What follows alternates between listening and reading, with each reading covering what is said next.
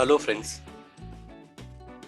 चलिए आज एक ऐसे आदमी के बारे में जानते हैं जो बहुत गरीब घर में पैदा हुआ, लेकिन अपने जीवन में काफी ऊंचाइयां छुई उन्होंने।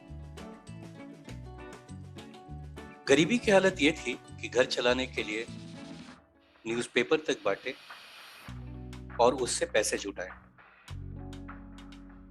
लेकिन इनके सपने बड़े थे। इन्होंने सोचा कि बड़ा होकर के मैं पायलट बनूंगा। एक मौका मिला और उसके पायलट एंट्रेंस के लिए एक इम्तिहान में ये बैठे, जिसमें टोटल 9 लोग अपियर हुए थे।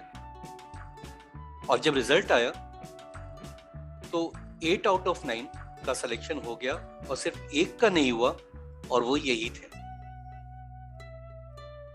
बहुत बुरा लगा, बहुत उदास हुए। एक कोने में बैठ करके समझ नहीं पा रहे थे कि क्या किया जाए और कैसे सिलेक्शन हो जाए। तभी इनके पास एक और शख्स आते हैं और पूछते हैं कि आखिर आप इतने उदास हो क्यों। इन्होंने बताया कि मैं पायलट बनना चाहता हूँ। मैंने एक इम्तिहान दिया जिसमें 9 लोग अपियर हुए, उसमें 8 का सिलेक्शन हो गया, सिर्फ एक का नहीं हुआ, और वो मैं ही हूँ। इस भले मानस ने एक सांत्वना देते हुए उसे बोला कि देखो, अपने सपने नहीं छोड़ो। हो सकता है कि शायद इससे बड़ी चीज आपकी जिंदगी में होनी लिखी हो।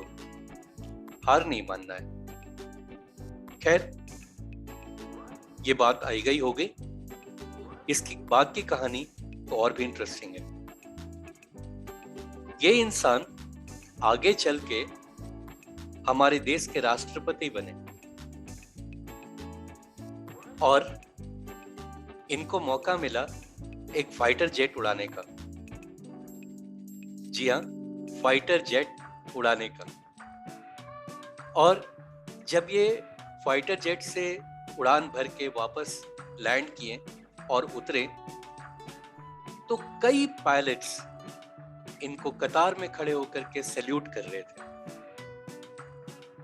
और ये इंसान कोई और नहीं, डॉक्टर एपीजे अब्दुल कलाम थे।